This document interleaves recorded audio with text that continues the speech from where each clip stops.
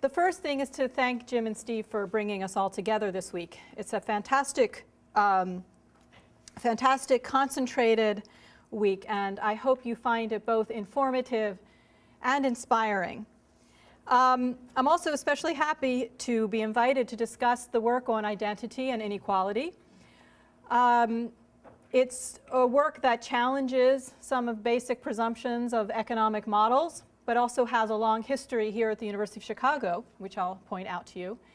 So it's particularly gratifying to be here for that. The third preamble is that I'm also happy to be here because I didn't think I would be here a week ago when I found out that I severely sprained my ankle but did not break it. So I'm here, but I'm not going to be my normal active self running across the room, and I may actually have to sit down at some point. So you'll excuse that. Everything is now in the slides rather than multimedia, which is my normal technique when I lecture. But I hope we'll be able to still have a very good experience together. Okay, so I'm going to be lecturing on identity and inequality, and as you'll see as we go along, I'm going to be giving some background material, but as we move along the lectures, I'll be also moving along in time in the research. And so I'll be ending with current research and future research directions, which I very much hope you or your colleagues pick up. Okay. Okay, now this is really crude, and my apologies to all of you people in the room who spend so much time measuring inequality, but what's inequality all about? Some people have more and some people have less. So what? So I'm going to again say, why do we care? Why should we care about inequality?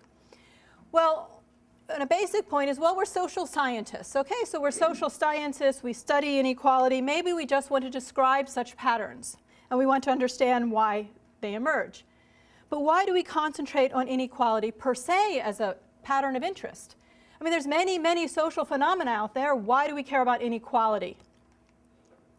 So just to summarize some of the things that were said this morning, maybe inequality is bad for growth. Maybe we care about inequality because somehow it's important for growth or development or the production of people like von Neumann. Or maybe it's good, as we may have heard. I don't know. But somehow we think inequality may be an ingredient for some larger objective, like growth. But maybe inequality, we think of it as being unfair, or it's unjust somehow that some people have more and some people have less. And we may think it's particularly unjust when these inequalities are systematic. Certain social groups have more and certain social groups have less. So it's not as if this inequality is randomly distributed in the population. There are patterns to it which relate to social groups. For example, I'm just going to give the typical examples. In the United States, we talk a lot about African Americans and Hispanics. I've spent the last year in France, where the discussion is all about Africans and North Africans. And I want to point out that in many parts of the world, it's women. Women are disadvantaged. Women get less. Okay? And we somehow think that that's unjust. Yes? I had a question about the unjust. Oftentimes if you hear economists say we're positivist, we're not normative. So how, I guess as an equality researcher, how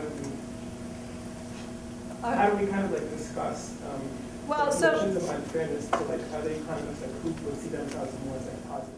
Okay, so I have two responses to that. One is to just use the typical thing that you'll see in any economics textbook which says there's a positive approach and a normative approach. You could say you want to describe things or you want to change things. Okay?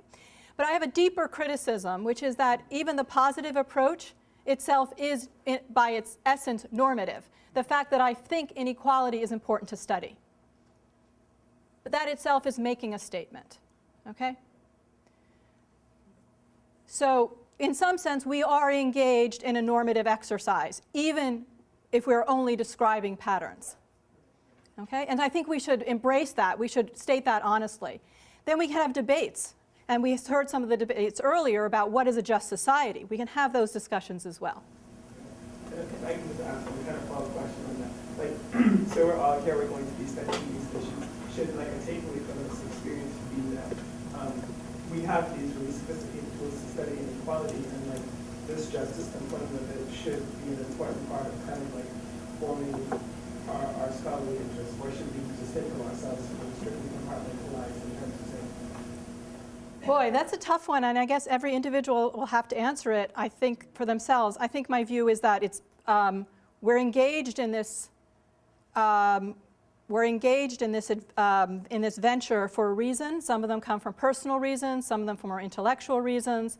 But I do think what's critical, something that Jim said earlier, what we say and what we do and what we study and what we publish matters. Okay? It matters to policy. It matters if these ideas get out there. And so we do have to do our work carefully, and we do have to do our work well, and we have to do it in a principled way. Okay.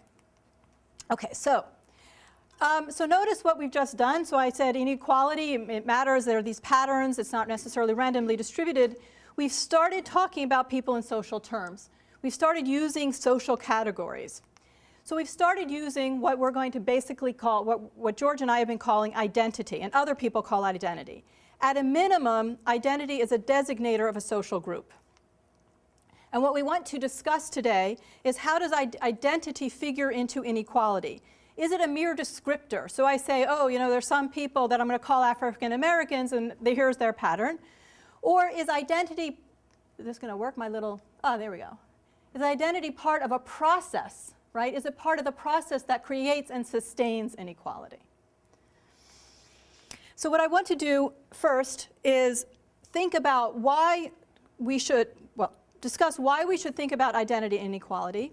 I'd like to give you a general overview of theoretical approaches, and I want to introduce to you identity economics, which is the work that George and I have been engaged in as a new approach.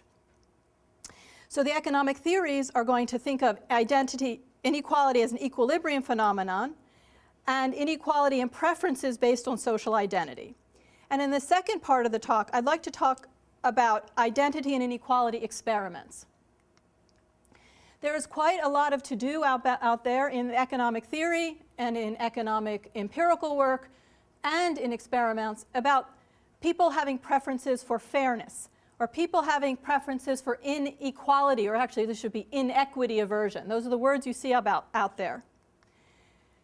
And I'd like to propose that actually people may have preferences for inequality. And I'm going to show you some experimental results that show you that. And it's important that these preferences for inequality emerge when people are divided into groups, when there are social groups involved. Okay? So you take a bunch of homogeneous people in the lab and you have them play games with each other, and they're going to act fair, on average. I'll show you some of that. But when we divide people into groups, people are actually not going to, and all people do not act fairly. Okay? And in fact, they seem to pay to make the situation unequal as long as they come out on top. So I think we want to think deeply about how do people understand inequality? Some people like unequal situations as long as they're on top. Okay. All right, so that's the outline of today's lectures. Okay, so we're going to launch right now into the economic theory. Okay, what I'm going to do here is give you a sense of the different approaches theorists have taken for understanding the influence of social groups or social norms on behavior where inequality is one outcome. Okay, so why should, as a theorist, I be concerned about this? Well, putting identity or social category markers is rather standard practice in empirical studies of socioeconomic outcomes.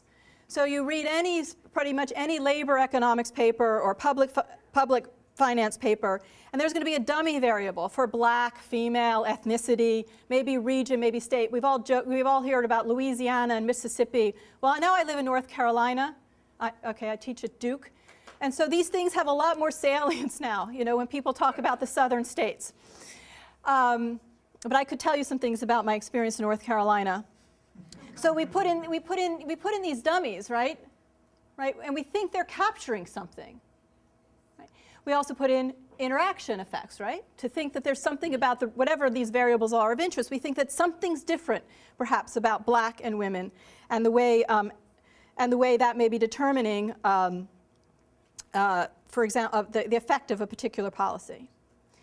So to fix ideas, what I'm going to have this one example kind of running through the talk, and of course it builds on some of the things that we were discussing this morning about labor market and how the labor market is so important to inequality. Consider a child, or more precisely, or actually a child or an adolescent. And I actually think it's important that we're thinking of children and adolescents. These are not adults who are making these decisions, right? We're thinking of a child or an adolescent who underachieves in school. It does not get the education that would be predicted by the costs and benefits of this education. So two examples would say be African American children in the United States and girls in a developing country. Okay? So we're going to run that through the talk. What can account for the dummy variables that we might stick in a regression that's looking at African Americans and education achievement, or the interaction effect? So what a theorist does is try to unpack the black box of what might be behind that dummy variable. What's going on behind that dummy variable that's significant in our regressions? Okay, what's the mechanism? So that's why we should be studying identity and inequality. We put in our regressions, we know it's important.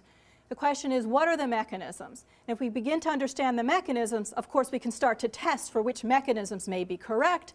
And then we may also get a sense of, well, how can we address these problems? If we can get, again, back to this normative positive thing, if we think it is indeed a problem. So now what I'd like to do is give a general overview of the theoretical approaches. So first, let's just go over a basic economic model. So these are the basic economic models we know and love. Okay? You start out with an individual, and this individual has utility from his own choices and her own actions. Her utility depends on her own idiosyncratic preferences, right? So this person likes apples or likes oranges or likes bananas. These preferences are exogenous, right? They don't come from anything within the context of the model. And this person makes decisions given the technology that's available, okay, or the constraints that she faces. And these choices lead to particular patterns of behavior. So this is the absolute standard model that everybody learns in first year micro, right? You all learned this, right? Okay, you're all nodding. Mascolel, beginning, I learned it from Varian, okay, the standard stuff. The next thing you learn is games, right? You learn game theory. And game theory here is including models of asymmetric information, signaling, adverse selection, and so on. We now move to strategic interaction. Now individuals have payoffs, okay, so it's the same thing as utility, but we now call them payoffs. Individuals have payoffs from own and others' actions, right? So it's not only their own actions that matter, but other people's actions that matter, okay? People have idiosyncratic costs and benefits from their own and others' actions. Again, these idiosyncratic costs and benefits are exogenous. They're just an individual's born with them, so to speak. The game form, we can think of those as the institution. So we impose on this structure who moves first, who moves second, who knows what, when, whether it's a competitive market, an oligopoly, et cetera, right? Okay, so we put a game form, a set of institutions, on top of these individuals, and we look for equilibria, and these equilibria can get very complicated in cases of complete information, imperfect information, blah, blah, blah, et cetera, okay? And then the equilibria here are going to give us patterns, right? And those patterns are supposed to be something that matches some observable pattern out there, okay? And I'm going to give you examples of patterns of inequality when we get to specific examples, okay? Moving right along, here's a bit of both the old world and the new world. We might actually want to know about these preferences that are giving us the utilities from own actions and the payoffs from own actions and other actions. Let's actually think about those preferences. So is it just that people like apples and some people like oranges? Is it just that? You know, some people like apples and some people like oranges? Or is there something perhaps more systematic about preferences?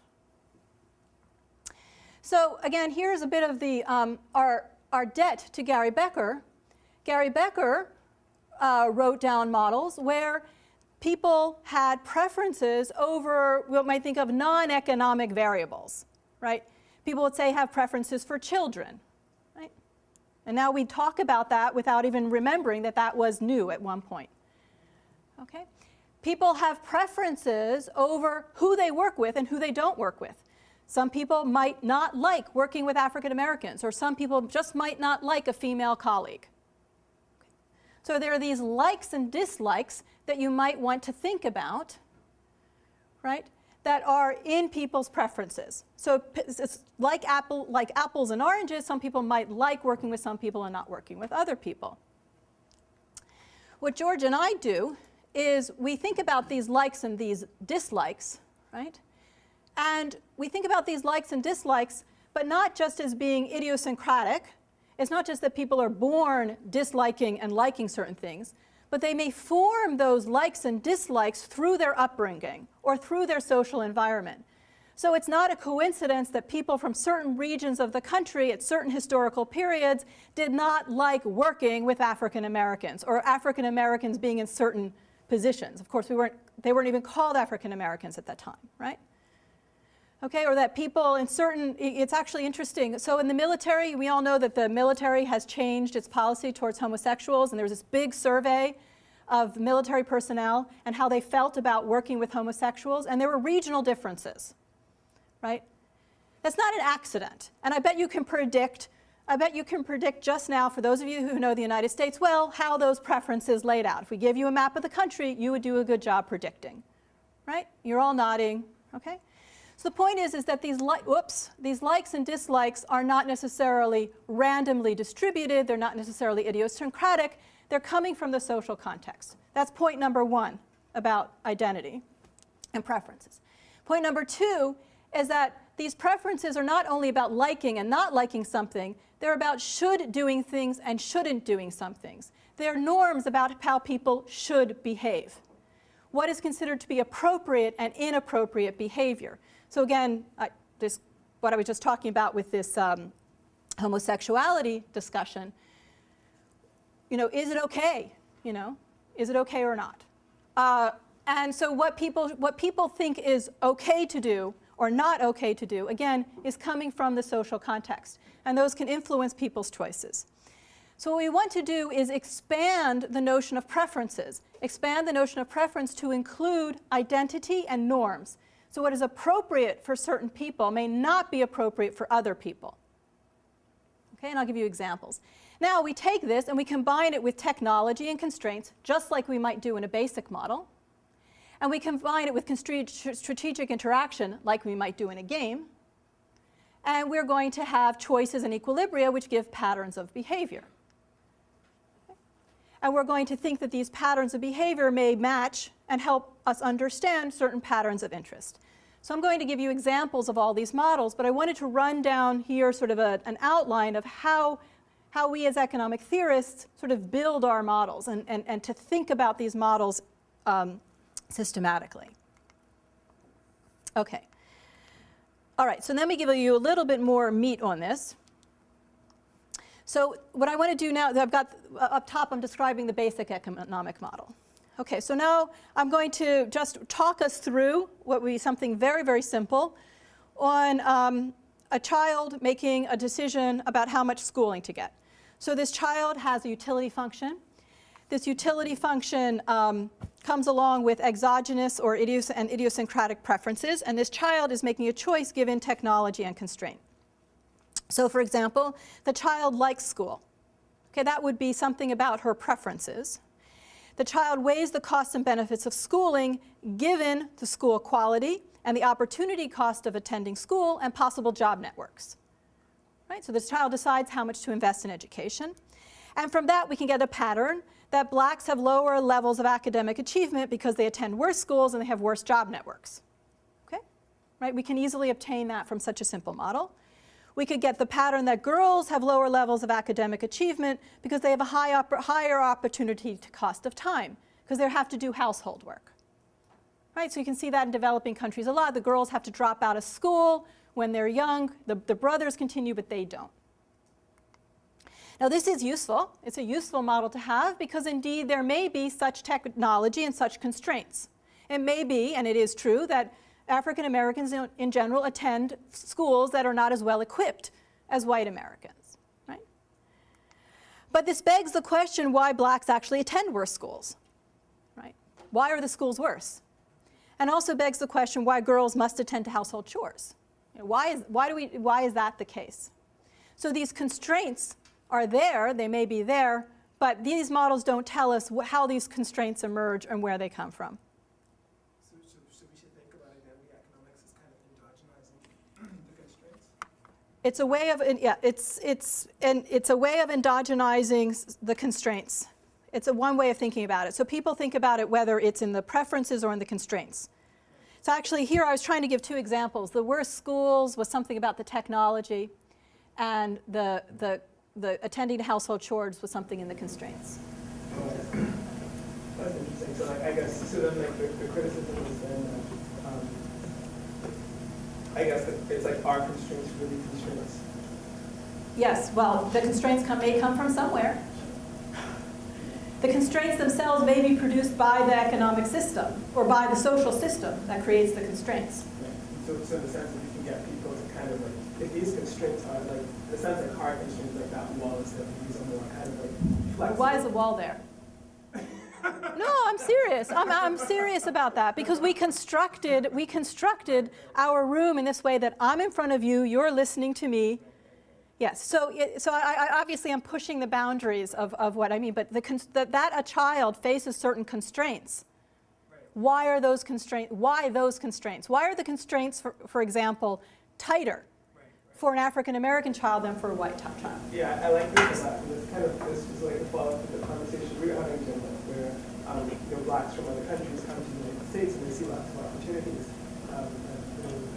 Whereas, you know, like, okay, this one black will see those same opportunities, but their response to it may be different, and in part because of like how they interpret that constraint. It could be also how they, right. Yeah.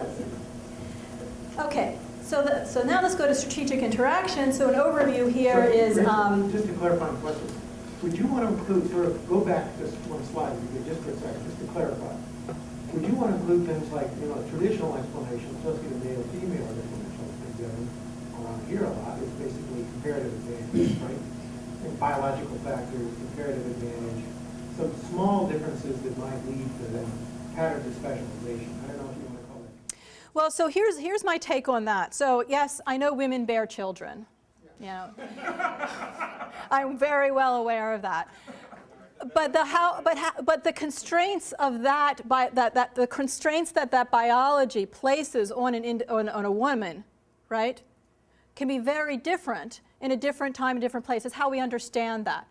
Okay, so we can substitute for women's labor, for example, not women's delivery labor, but for women's labor, bringing up children. We can substitute for that by hiring labor. So I was just thinking something like the biological and social factors. So you do have like oxytocin production. Sure. There is a whole pattern where there is a biological basis for the bonding between mother and child, the attachment, and then the values that might be placed. So the question is whether or not what looks like a constraint might also be a choice in that setting that might actually be a source of utility or a source of sure, constraint. but then that would be, so, oh boy, now we're getting, so. Yeah. So I just wanted to clarify what a constraint is. So in some sense there, I guess, you know, do I think that, I guess the question is, do I think that there is some real hard constraint out there that that, for example, would have to do with gender and you know, that a woman has a certain biology which is different than a man's, which involves reproduction? Yes, I'm not going to say that that's not there as a constraint. The question is to what extent is that constraint, here I can say mitigated by how the society deals with reproduction? Okay, and so I'm just thinking that a woman would have another choice than a man does. I mean, that's kind of putting a slightly different spin. But if you were saying there's an additional element of the choice that you can either produce goods or produce children, and sometimes they're in competition because of some fixed cost and so forth. Sure. Yeah. So then if there's some advantage to specializing in one activity or the other, you could get a story that would come from thinking. Yes. But very good. Sure. So we can go back and forth on this. The question is what are the advantages to specializing? But why don't we? So the thing is here's what I'll just make one point on this is that the extent to which the biological constraints or characteristics or, you know, features are there has led to different outcomes at different points in time and also across societies. So that's the point, right? So the fact of how we understand the biology and how the biology has its plays out in these economic choices is shaped also by the norms, right, that govern, say, motherhood and the other facilities that may be available. And those norms and those other facilities are produced within an economic context and through economic interactions. Okay. Yes? Just quickly, what you were saying, I mean, in the societies that she's talking about, women absolutely do not have a choice to produce goods and be paid, you know, on the labor market in the same way that men do. And that's the point of the fact that their education is limited from a very early age. Then it's not that they reach childbearing and they've had all of the same opportunities and now they have a choice not to take this path or this path, right? No, I appreciate that. I'm just thinking that sort of, we think like it's U.S. and sort of. But she's not talking about the U.S. when she says girls must attend household chores instead of going to school. Yeah, that was the girl in the developing country. Girl in development, yeah. So where there might be discrimination or some kind of, no, I'm not denying any of that. I'm just trying to get a sense of where, Yeah, what you're so, calling okay. constraint. Yeah. So I'm not Okay. taking a position, I'm just trying Okay. to interpret exactly what's a constraint and what's a preference. Okay. Why don't I keep going? Because I think this is a discussion that could go on for interestingly for many hours. All right. So now suppose we had, this is the second basic kind of model. We've got the strategic interaction model. So we have individuals' payoffs depend on own and others' actions, and the equilibria are giving us a social pattern. And so we can think of these kinds of games in two forms. There can be a repeated game where people punish those who violate the equilibrium action. And so there's an equilibrium that emerges that can be a bad social norm. And so this is the sort of typical way economists have modeled social norms, is the equilibrium of a repeated game. Another kind of strategic interaction we can see is a signaling game where people's actions indicate some underlying unobserved attribute, and the equilibrium is a social norm. So the fact that people are taking a certain action as a signal, people label that social norm. Okay, so again in our example here, okay, so girls don't attend school because if they attend school, they won't be able to get married. And why can't they get married? Because anyone who marries an educated girl will be shunned and so on. Okay, this is the way these models work. And this is a model I'm going to show you later. Blacks don't achieve in school because it reveals that they're dedicated to providing public goods to their community. So not going to a school is a signal that you're dedicated to your community. And so then here's the point, is that these models don't have any content per se about who these social groups are. You just add labels to them, and then you have a theory about these interactions, right? Being women, having to do with blacks or having to do with females. Okay, that's what I just said. Can I ask a quick question on that Yeah. structure? So do we think about like the norms being determined at the same time as the actions, or are the norms kind of the outcome of the actions? Both, and I'll get to that later. Both. But then what happens if there are multiple equilibria, then we choose one way to discriminate? I can't hear you. What happens if there are multiple equilibria and then the one that we pick is where women don't go to school, let's say, but there is another equilibrium where women go to school and... Oh yeah, in most of these models there's multiple equilibria, and then there's a bad one. And I'll show you that. Okay, we can answer that later. Now, so I think that this way of understanding social norms as equilibria or potentially bad equilibria is useful, because then collective effort may be needed to change them. So one example that I can think of, which is really quite striking, is this phenomenon or practice of female genital mutilation. And we know that in many communities in Africa, it's very, very difficult to eradicate this process, because again, people think that their daughter won't be able to get married if they don't subject their daughter to this operation. And what has changed this in some countries is putting a penalty, as a public policy intervention, in putting a penalty on this operation. Okay. Oh, and sorry. The other point I want to make is we're going to see that the theoretical requirements to sustain these equilibria are also very strong. So on theoretical grounds, they can be shaky.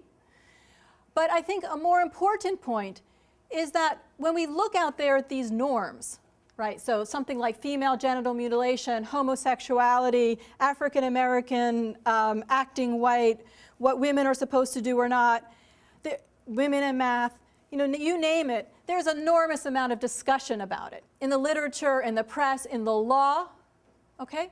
So the law, by the way, is very clear on what it thinks is a constraint, right? It's very clear that it says, when it comes to job discrimination, the only thing that's allowed is something that's biological. And the Supreme Court actually mentions sperm donor as a job that a woman might not be able to do. Okay, it's in the law. It's in the Supreme Court decision. There are activists who are out there trying to change the way we understand norms and so on. So I think that we as social scientists should not also ignore that there is so much discussion and debate about what is appropriate and inappropriate behavior. And to ignore that and say, preferences are just idiosyncratic, we're born with them, I like apples, you like oranges, and we can all live, that's not what's going on out there. There's huge discussions about what's appropriate and what's inappropriate behavior within communities and across societies. Okay. Can I ask something? Yes. So going to the repeated game framework, doesn't that undermines the project because you do not need to assume any identity component, Sure. So you're going to have a problem. We're going to have a problem that when you observe an outcome, there may be several theories which can explain the same outcome. So then you have a problem of figuring out which theory is the better explanation, right? There's no difference between my identity model and other possible competition among models, right? I'm adding a competitor. So then what we want to do is figure out very clever empirical methods, right, to distinguish among these different explanations. It's a different route of explaining something. I mean, saying that equilibrium is kind of explaining things without addressing identity or formation of preferences and stuff like that, right? I mean, for example, these fathers do not want to do it to their daughters. I can't hear you. I'm sorry. You guys are going to have to So speak up. the fathers in those countries do not want to go through the process of hurting their daughters, but they still do that because of some Right. bad equilibrium that's going on. Right. But it's not that their preferences are such that. How do we know that? To me, you can go out there and you can interview people. And they're going to tell you that you will go and interview people. So they're not actually in this list. Activists. You can go there and you can interview people, and they will tell you what they think about it. And they will tell you, no, this is a good thing. It's purification. Okay? So now that's not, what you want is actually data on that. And that's going to be harder to get. So last one, and then I'm going to move on. Just interviewing people, I mentioned a very specific example. A friend of mine recently did a study in Zambia. If you interview men about contraception, they're going to tell you that it's bad. Then, if you investigate a little more, you are going to find out that they think that this is somehow related with the overall fertility, this reduced fertility overall. Yeah. So there is actually a preference for having kids, and these get, by lack of information, transmitted into aversion Right. to contraception. So it's very hard. The way you ask the question, you might basically get the answer you want or the one you don't want. Absolutely. Then we have to build better surveys. So the point is just because we can't measure it well now doesn't mean that it's something that we should ignore and not consider and not study.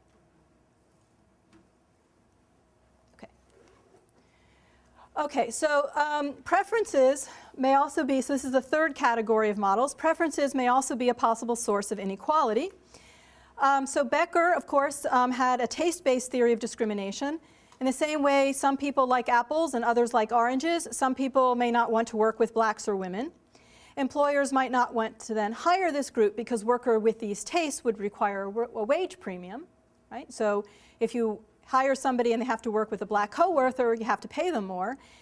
And so since employers don't want to have to pay this wage premium, well, they're not going to hire blacks and women, and so then blacks and women will have lower benefits of education, okay? But of course, we know that competition, if firms are perfectly competitive, we could eliminate such high-cost firms. Okay, so it's a very nice theory. And I think the point I'd like to make is, well, it would be wonderful if everything and the world were perfectly competitive, but it's not. And the point that I think we should take away from this model is that preferences may matter, and they may matter to what people are paid and what employers will have to pay people. And again, what we do in the model is we have these likes and these shoulds, and the preferences are not idiosyncratic, they're socially derived, and they depend on people's identity. So let me give you a little bit of a deeper sense of what we mean by identity. We're going to be getting deeper and deeper as we go through the talk. So what is identity? What are we trying to do here? Identity is a person's sense of self, their self-image. It's how a person views him or herself, or how others view him or her. And so identity could just be simply used as a descriptor. I am Hispanic. I am a woman.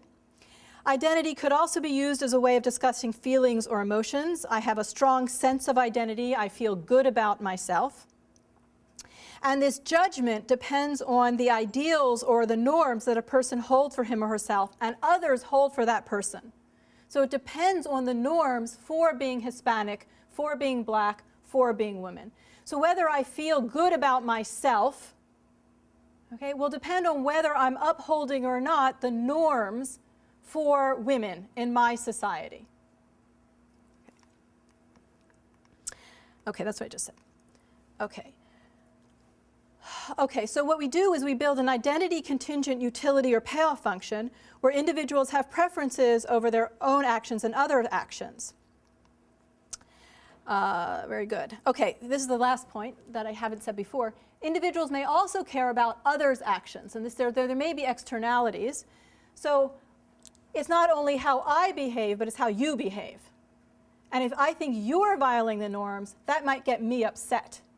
And then I may act against you in some way. I may retaliate. So of course this is the source of hate crimes and so on. Oh, it's all coming up in the slides. Very good. All right, so let me go through an education example. So what I want to do is I want to have categories of social categories, white kids and black kids. The norms are that white kids achieve and black kids don't.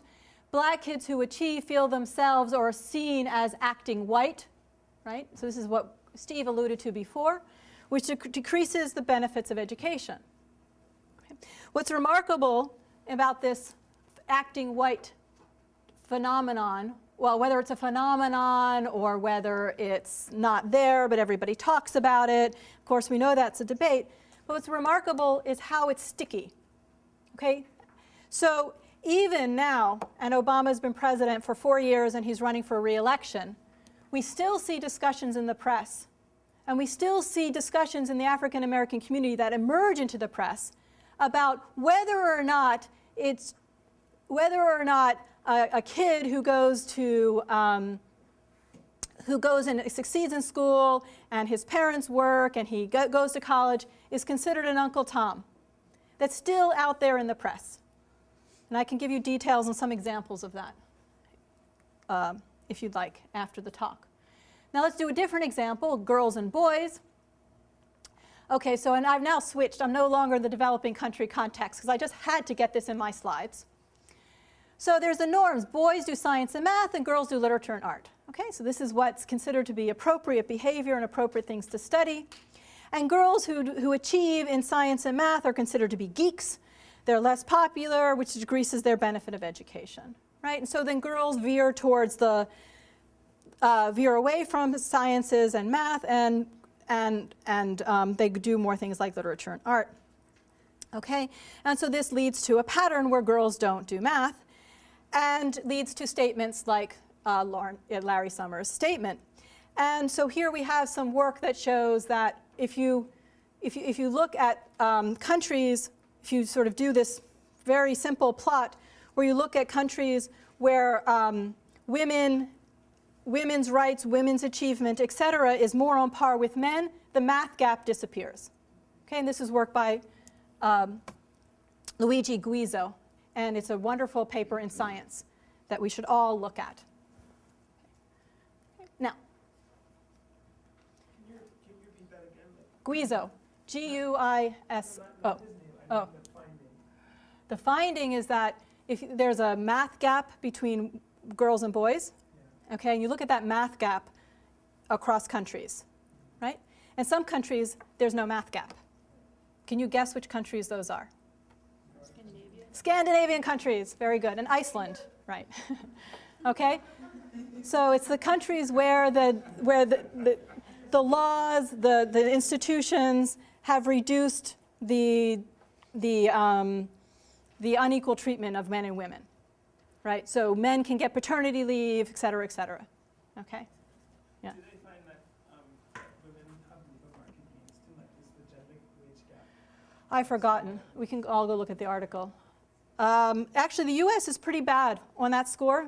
The U.S. among these countries has one of the biggest wage gaps as well. Okay, so now what I want to do is go through, now we're going to look at some specific models to put a little bit of meat on this. And the purpose of going through these models is to give you a sense, a flavor of how economists, the economic theorists may build models where you're introducing a group designation, okay? So the first set of models I'm going to be doing is inequality as an equilibrium phenomena. So I'm going to be looking at the strategic interaction models. I'm going to give you some examples of strategic interaction models. And then I'm going to give you some examples of our identity models, right? So inequality and preferences and identity and social norms. Okay, so let me go through the first set. So let me, let me just remember the order I'm going. Okay. So again, the same decision, or actually, that's not right. The same phenomenon is being tried, all of the models that I'm going to present are trying to describe essentially the same phenomenon, okay? Essentially. There's going to be differences, of course, because the models are addressing different aspects of the phenomenon where essentially African Americans are not, have worse labor market outcomes, okay? That's the phenomenon that's trying to be described. Okay.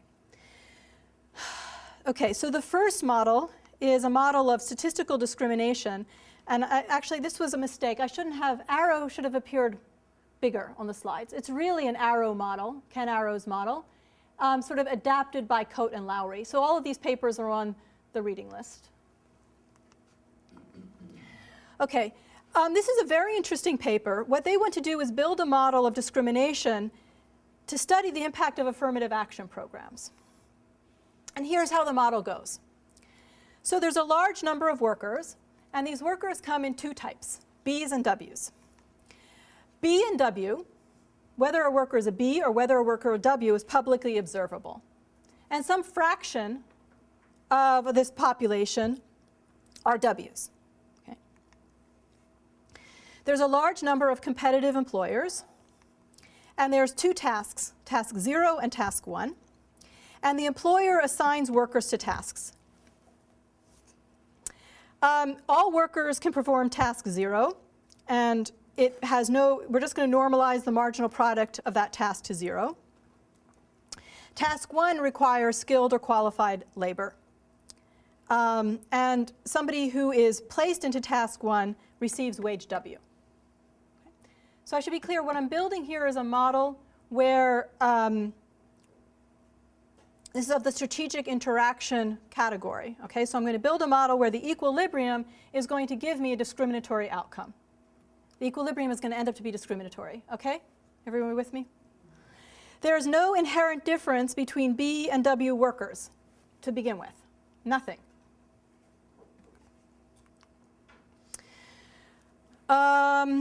Okay, so employers returns, if they assign any worker to task 0, they get 0. They assign a qualified worker to task 1, they get XQ. However, if they make a mistake and assign an unqualified worker to task 1, there's a loss.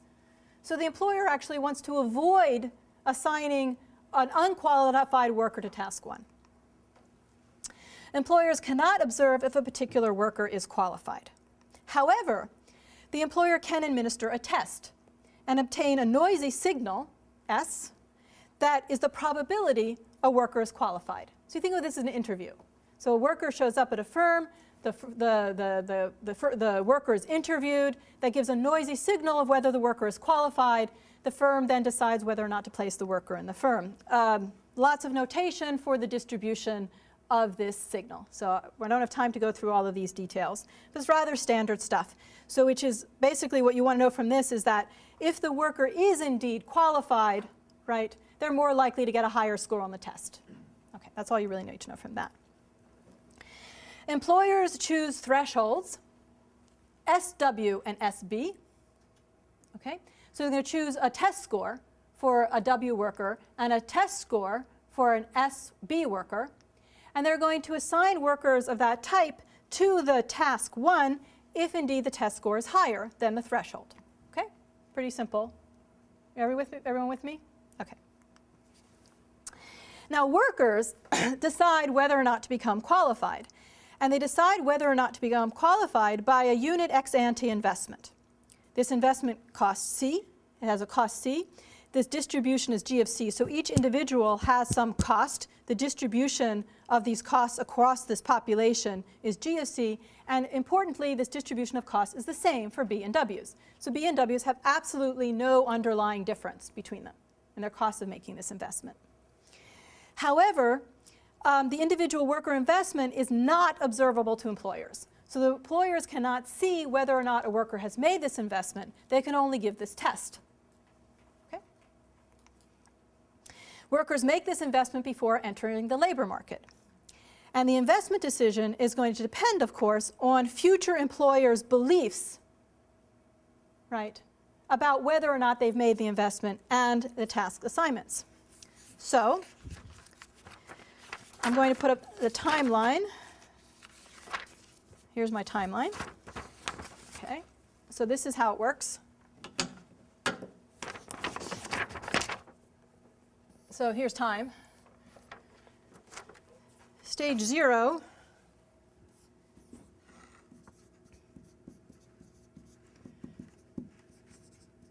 So the worker wakes up and finds out whether he's a B or a W. The worker invests or not, and incurs this cost C, right?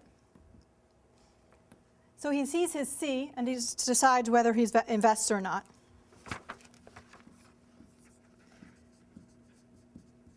The worker is matched with an employer.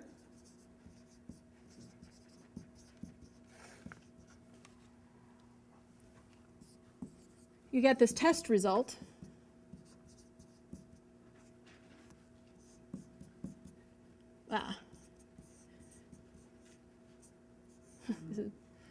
Okay, so the worker, is tested, and then there's some result, S.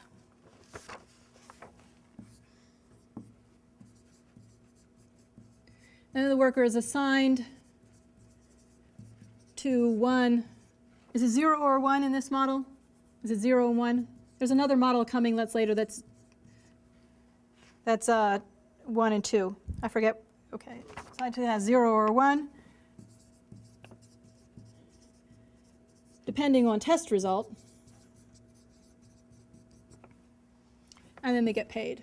Should P equal 1? What? Sorry, period 1. Should it be dependent on C and S? Yeah, well, that's the point. Is the worker's forward-looking? That's what the equilibrium is going to be about. The worker's forward-looking. He's saying, well, should I invest or not C? Well, that's going to depend on what I think S is. Yeah, okay. Exactly. Right. And so we're going to do this exactly. So this is why I write up a timeline. This is the timeline of the interaction, and we're going to solve it backwards. So we're going to solve it backwards, right? First, the employer, we have to think about the employer's decision whether or not where to assign the worker depending on the test result, right? And then the worker is then going to figure out whether to invest or not, right? Okay, everybody clear? Okay, so good.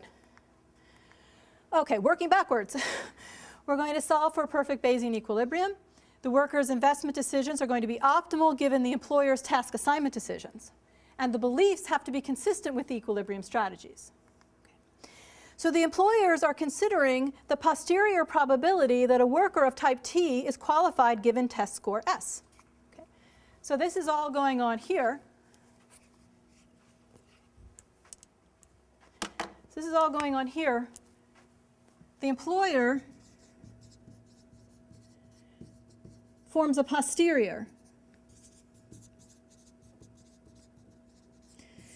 And this posterior, so the probability the worker is qualified. But what does the employer observe? The employer observes two things. The employer observes S, right, which is the test result, and the employer observes the type, T, B, or W. That's the only information that the employer has. Okay? So that's what I have up there. The employer is trying to figure out, is this worker qualified or not, given the test result and the type? Well, the only way that this posterior could be different for workers of different types if the prior probability that a worker of type T has made an investment is different. Right? You with me? Okay. So that's the formula for Bayes' rule for this posterior. And here is this important prior, right? This is the prior probability that a worker of type T has made an investment. Okay. So we can just give us notation for that posterior. And so the employer is going to assign the worker to task 1 if this posterior is sufficiently high. So here's just the firm's expected payoffs, okay, from assigning a worker to task 1. Okay, that's just the same equation repeated. So the employer's threshold to assign a worker to task 1 or to task 2 is going to depend on these prior probabilities. So the employer could have different thresholds, SW and SB, depending on pi W and pi B. It's just coming through that posterior. Okay?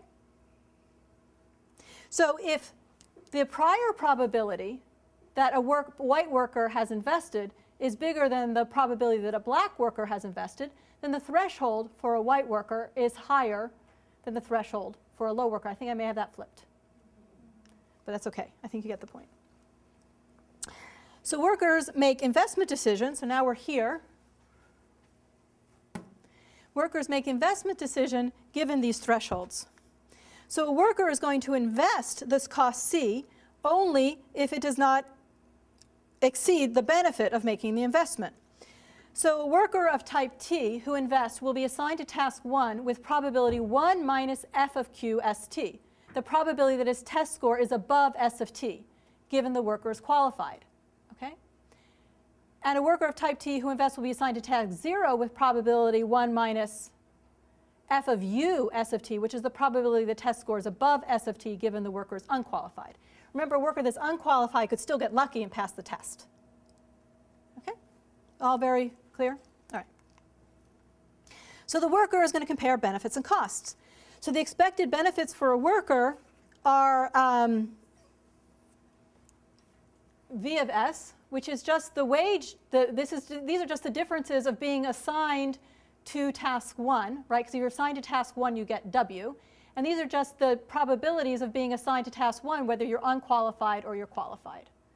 Okay? So there's a benefit from making this investment, which is leading to the difference in these two probabilities. So a worker facing a threshold S prime is going to invest if and only if C is less than these benefits. The cost is less than the benefits. So given some threshold S, the proportion of workers who become qualified is GV of S, is all of the workers who have costs lower than the benefits. And that's what gives you the prior. Okay, so what's the equilibrium? A pair of beliefs, pi W and pi B, will be self-confirming if by choosing the thresholds S star pi W and S star B, workers will become qualified at exactly the same rates as postulated by the beliefs. Are you with me? Right? So if the employers have this belief that one group is investing at a low rate and another group is investing at a higher rate, that leads to these thresholds, right? And this is an equilibrium if indeed the workers are investing at exactly the rates postulated by the employer. Okay? Okay. That's it. So an equilibrium is a pair of beliefs. That's just what I had before, right? It's a pair of beliefs satisfying these equations. So this is the percentage of the this is the proportion of the population that has costs less than the benefits, and this is indeed the proportion of the population that's investing. Okay, so what we're essentially doing is looking at this equation, an equation that looks like this, and asking whether indeed I can have multiple solutions to this equation. Can I have this equation where I have a pi w that's not equal to a pi b? Right? So can I have two possible solutions, one where there's a pi w, one where there's a pi b, and these are not equal to each other? And the answer is yes. Okay? So discriminatory equilibria exists under reasonable regularity conditions. What are those reasonable regularity conditions? Those are conditions on the likelihood ratio, essentially. Continuity of the G and conditions on the likelihood function.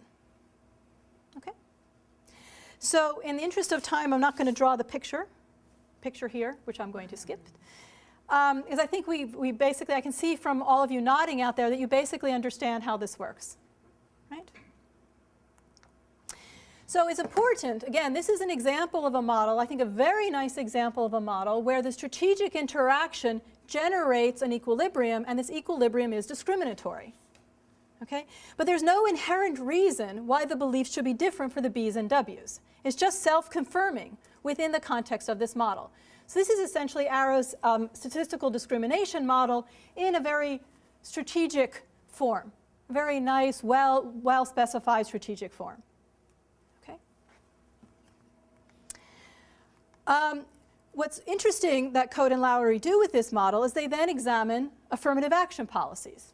Okay, so now we have a very well-specified model. We can say, what if we were to introduce an affirmative action policy? How would that affect the outcomes?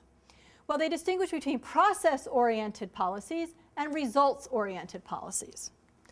A process-oriented policy is, for example, a regulation that requires employers to assign workers with the same test scores to the same task.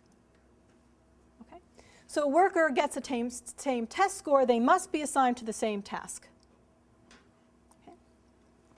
This would eliminate discriminatory equilibria if it could be enforced, right? So what you need to, for such a policy to be enforced, what you actually have to do is see the test results. The test results have to be as clear to a judge, right, or a regulator who's enforcing this policy as they are to the employer themselves.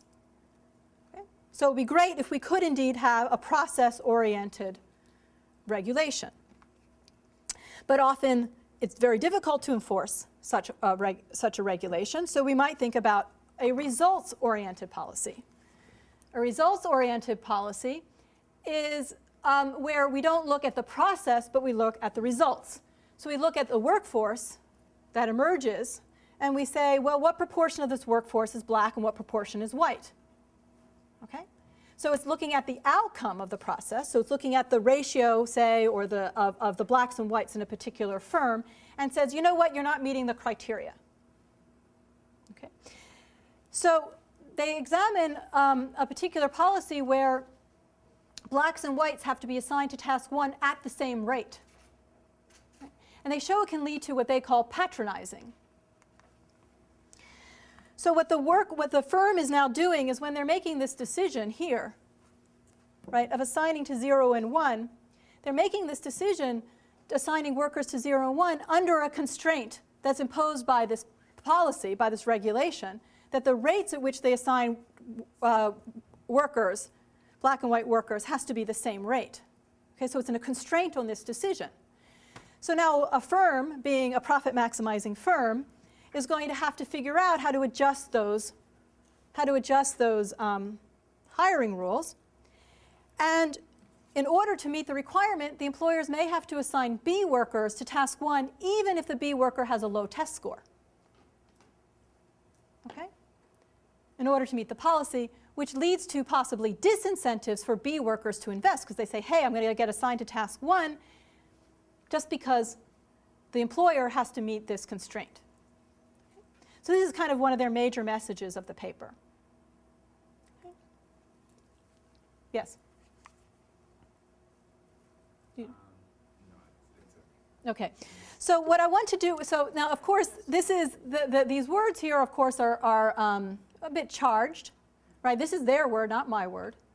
And you know, I actually, this is something that is discussed a lot about the consequences of affirmative action. I mean, affirmative action is, I put the wonderful review article on the reading list, right, that you can go through and look at sort of the myths and mythology, whatever it's called. It's a great title of affirmative action. What I wanted to do is to present this model. It's a classic model of discrimination, of workforce, of labor force discrimination. It's basically a statistical discrimination model. It's Arrow's statistical discrimination model, done in a very nice, well-specified game. And then it's simple enough that we can also use it to examine policy. Okay, now, of course, there are regulations which will eliminate discriminatory equilibria, and there are regulations which won't. Okay.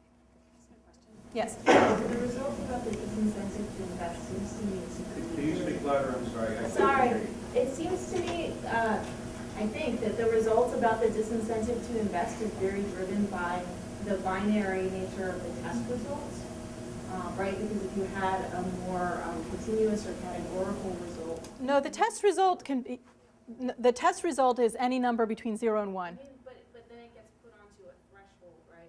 So well, because the employer, well, so what you would want is possibly that there's a task for every test result. But I still don't think, you're still, as long as you can, the test is not perfect. As long as the test is not perfect and does not fully reveal whether a worker is qualified or not, you're going to get this problem. Because one thing you don't have in this model is any competition among the B workers for the positions, right? So once you're matched to the employer, it's all a result of the test. Yeah, I don't think that would change anything because so first of all, it's not my model, it's their model. Second of all, I don't think that would change. I don't think that would change much because this is the problem. This is both the beauty and the problem of writing down a model. You write down the model. The game form gives you what the available moves are. Okay, those available moves are restricted, right? So it could be that in the world out there, and this I'm very much going to talk about when I get to the next model, in the world out there, what workers are going to do is figure out some other way to demonstrate that they're qualified, and that gets us to signaling and so forth. There's no signaling possible in this model. This is not a signaling model. So we've written down a particular game form. It has a particular structure to it. Workers or actors can do certain things at certain times. Whether or not that reflects the environment, and perhaps the very creative environment which these actors may find themselves, is a question to be judged by the reader of the article, right? There's a bit of an aesthetic to that. We say, oh, it's kind of, we know we can't capture everything, but does it capture the essence, right? And, and then, of course, that can be discussed. Yes? Just to follow up, I do think an interesting question is the mechanism behind one. In other words, they're considering two very specialized policies. And the first one, at least to me, is not affirmative action, and a discrimination statute. It would be interesting to know whether or not there are rules following what they're calling results-oriented that actually eliminate the...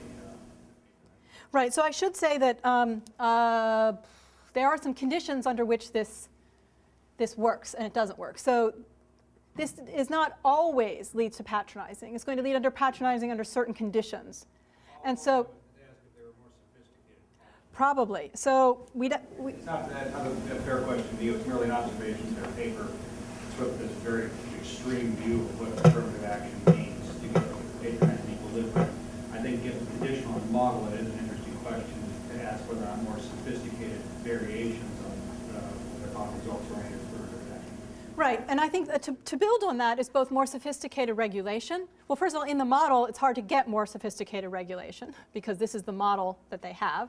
But the other is that if there might be simple things that one could introduce here, right, other moves by other players that one could then perhaps work with those and regulate on those as well. So I think we're agreeing. We're just elaborating on the point. Yeah. So just a clarification on what you're saying about it being strong conditions, or there are conditions for patronage. If those conditions are not met, it seems obvious that this can also improve people's incentive to invest as well. Sure. Okay. Yeah. So there are conditions under which, and one of them is the W is a large part of the population. That was the mu that I had floating around before. Okay. So real quick. Yeah, I just wanted to say, how should we think about this in relationship to like the framework that you laid for the economics? Like, should we think about this as in the same way that like the dummies that we throw into interactions show us that economists care about identity, but we need to develop a more sophisticated perspective of identity, and discrimination is just another way in which. Okay, so this is okay. So if we want to go to the point, so so we have this dummy variable that says, you put in the dummy variable for African American and it comes out negative or something, right? So they get lower probability of high wages. I don't know, something like this, right? What could be going on behind that? Okay, here we've got one explanation, right? There's statistical discrimination going on. Okay, so I'm going to build. This is a model or an explanation that's very old about labor market discrimination. So Ken Arrow, is the originator of this idea. Okay, so when the word identity I'm now kind of using that to how can I say this?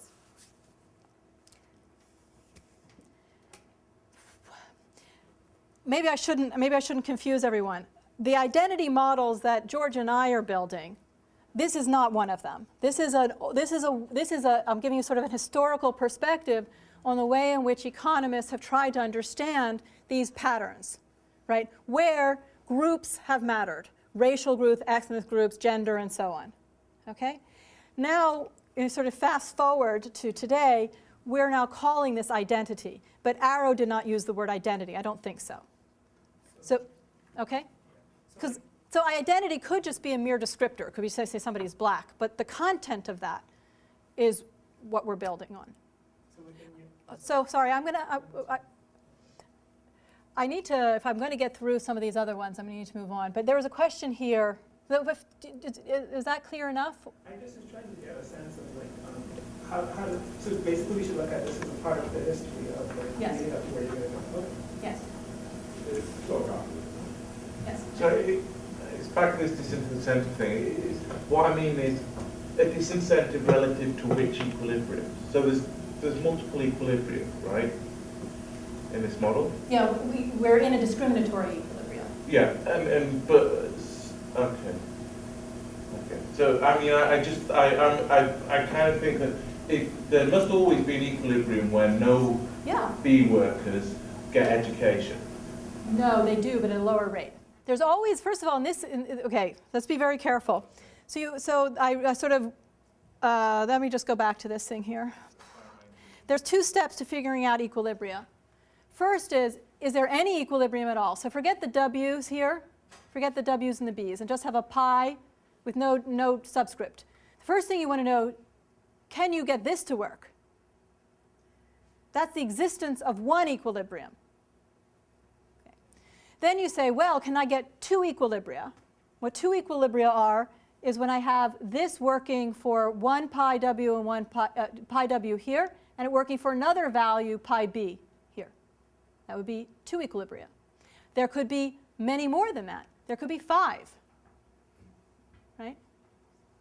Okay? So a discriminatory equilibrium is simply the fact that you could have a pi, two different pi's can work in this equation.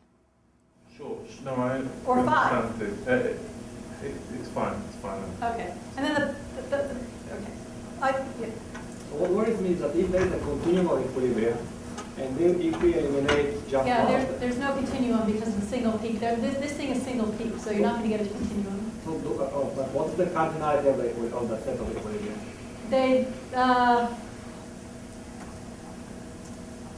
Let's see. They say there exists at least 2. They just say there exists at least 2. They don't, but it's definitely, I know there's not a continuum. I don't know if they address the cardinality per se. Okay. In any case, what worries me is that if the set of equilibrium is really large, and then if we say that this set policy eliminates one equilibrium, this could have very little predictive power on what's going to happen if we implement that policy, because at the end of the day, the probability that we Yeah, so this is the issue of game theory. This is a problem with game theory. When you have multiple equilibria, we have no theory of equilibrium selection. So the way this policy exercise is done is say start with an equilibrium, right, and impose this policy. Okay? All right, so what I want to now do is build for you another model. And this model is George Akerlof's CAST model. So again, this is now, just so we're not confused, this is still in history. This is in the history of economic thought on discrimination. This is a rather, this is an early paper.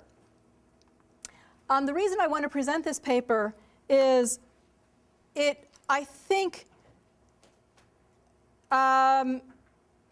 this is what most economists have in mind when they think of social norms, at least up until 10 years ago, when George and I started writing this other stuff, and other people started writing.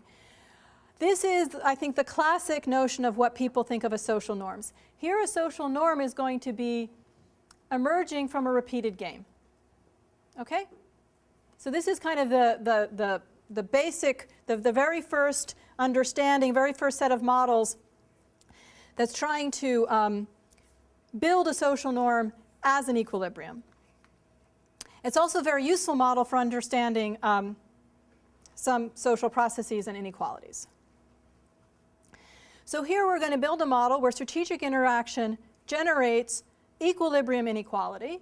Right? So we're going to have inequality in this model as an equilibrium, and it's going to be bad. It's going to be a bad social norm. Okay? It's going to be a bad equilibrium. Okay? So there's multiple equilibria here as well. But we're going to show you that the bad one exists. Okay, here's how the model goes. I'm sorry. We've got many competitive firms. Each firm produces one of n different products. There are 3 types of jobs at the firms. We've got skilled jobs, unskilled jobs, and what's called scavenging jobs. A firm's output depends on the quantity of labor employed and the jobs performed. So a worker could be assigned to a skilled job, in which case this is his marginal productivity, right? He could be assigned to an unskilled job, in which case this is his productivity.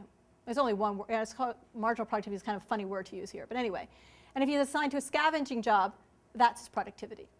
And how much quantity a firm I produces is just simply the sum of the labor assigned to particular jobs. You got that? So workers here are completely undifferentiated, right? There's workers here, they're not qualified, unqualified, they're just workers. The question is, what job are they assigned to? Are they assigned to sweep the floor, right? Or are they designed to be at the front desk and greet customers? Okay, so there's just the different kinds of jobs that the workers can be assigned to. Now, there are customers out there. These customers have homogeneous tastes, and they have concave utility. The utility is, as I've written up here, it's the sum over the minimum of xi and a. So xi here is the consumption of product I. Okay? But consumers only want to consume up to a amount of each product. So once they've consumed a of each product, that's it. They don't want any more. Okay, you with me? So consumers like lots of different things. Instead of being able to consume one product, a lot of one product, they actually want to consume many products. Because this is a particular form of a concave utility. Everybody clear on this? Because this A is actually really important. Does everybody get what A is? So just so many oranges I can eat. At some point I want apples as well, and bananas and so on. Okay. So now I'm going to put it on a social structure. We're going to posit a social structure and corresponding strategies. These strategies are a social norm, okay? And we're going to determine when this structure and this social code, actually this should be code, I meant code. One of these should be, say, code, because that's the word that's used in the paper. We're going to determine when the structure and the code can be sustained in equilibrium. Okay? So by birth, the workers are born of two different castes, dominant caste and non-dominant caste. Okay? So it's a little bit like having a label in the forehead, N and D, just like B and W. Okay? There are two castes, dominant and non-dominant. Labor of both castes can be outcasted, and outcasts, if there are any, would constitute a third group. Okay? So people are not born outcasted, but that could happen through the social interaction. And here is the caste code, or the social code. D labor should only be assigned skilled jobs, right? N labor should only be assigned unskilled jobs, and O labor should only be assigned scavenging jobs. Okay, this is just the code. Part of the code is that all persons, I guess, all people who purchase from firms violating the code are outcasted. Okay? And outcasts receive wage for outcast labor. This is the code. Okay? And we now have to see whether this code can be sustained in an equilibrium. Okay, you guys with me? So here's the idea. What you want to think about, so this is, the word caste is of course used not by coincidence. The idea, could be representing castes in India, right? There's where a lot of the castes were traditionally related to certain kinds of jobs. So the idea here is that the society has this code where certain people can be assigned to the good jobs and other people assigned to the not good jobs. So I think this also describes the US South pretty well, right? There's people who could just not be in the front of the store. Right? The white guy would be in the front of the store, and the African American would be in the back of the store. Right? And then you have the customers, and the customer's going to patronize a store where the black guy's in front. And what would happen to them if they actually went to the store where the store itself, the store owner, was violating the social code? What would happen in such a society? Right? And what we're going to do is show the conditions under which no firm actually wants to hire a non-dominant person, a non-dominant caste member, and put them in the front, because they won't get any customers. And they won't get any customers. Why? Because the customer who buys from them is going to be outcasted, is going to be shunned, and is going to get a lower wage, and so on. Okay? And so we're going to show the conditions under which such a caste code can constitute an equilibrium. Is everybody ready? Okay, so I want WK to denote the wage that caste K receives. And PI denotes the price of good I produced by a firm that follows the code. And here's the strategies and the payoffs. Let's have all agents follow the caste code. Each caste in equilibrium, right? Each caste gets paid his marginal product. So the dominant guys get this higher wage. The non-dominant guys get this lower wage, right? Because those are the jobs that they're assigned to, right? The price for firms, the price for each firm following the code is actually 1. Well, there was a numeraire that gave us 1. Okay. The utility of D labor. So what is the D labor? What do they get? Well, they get paid. They get assigned to this skilled job, so they get paid this amount, right? Right. And we go back to the utility function. You see that's how much they get to consume. And the utility of N labor is this lower amount, right? So N labor has lower wages, lower consumption. Firms earn 0 profits. We're in a competitive world here. And the highest wage bid for any outcast labor is its marginal product, right? Because we're in the world of competitive firms. Okay, whoops. Okay, so that's where we were. I just specified the strategies. And I've specified the payoffs each firm and each consumer would get in equilibrium. So now I have to ask, would any firm or any consumer have an incentive to deviate? And if the answer is no, then this caste code is an equilibrium, right? So I'm showing when these strategies constitute a perfect equilibrium. So here's the proposition: for sufficiently low A and sufficiently large N, which means consumers want to buy many different products, no firm can profitably break the Cass code. Okay, so let's consider a firm's incentive to deviate from the code. Well, let's think about this firm. This firm is hiring D labor and putting D labor in these high-skilled jobs and N labor in the low-skilled jobs, right? But you know, these N labor, they're actually just as good as the D labor, right? They're just as good as the D labor. So what a firm might think of doing is, well, hey, I can get these N labor cheaper than the D labor. Right? Because all of these other stupid firms out there, what they're doing is they're hiring the N labor, putting them in unskilled jobs and not paying them very much.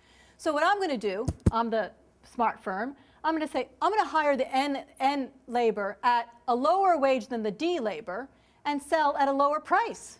And I'm going to make money. Right? That's a smart firm. So that's what I said. So I'm going to put N labor in skilled jobs and get more output, but I'm going to pay lower wage. But a consumer who patronizes such a firm is outcasted. So we have to consider the incentives to purchase from a firm which breaks the code in this way and the incentives to hire an outcast worker. So the first thing I have to think about is, will a firm be interested in deviating in this way? And it will only be interested in deviating in this way if a customer is going to show up. But the customer could be punished, so we have to check whether the punishment of the customer is credible. Right? This is how we make sure it's a perfect equilibrium. Everybody, we're all good? Okay.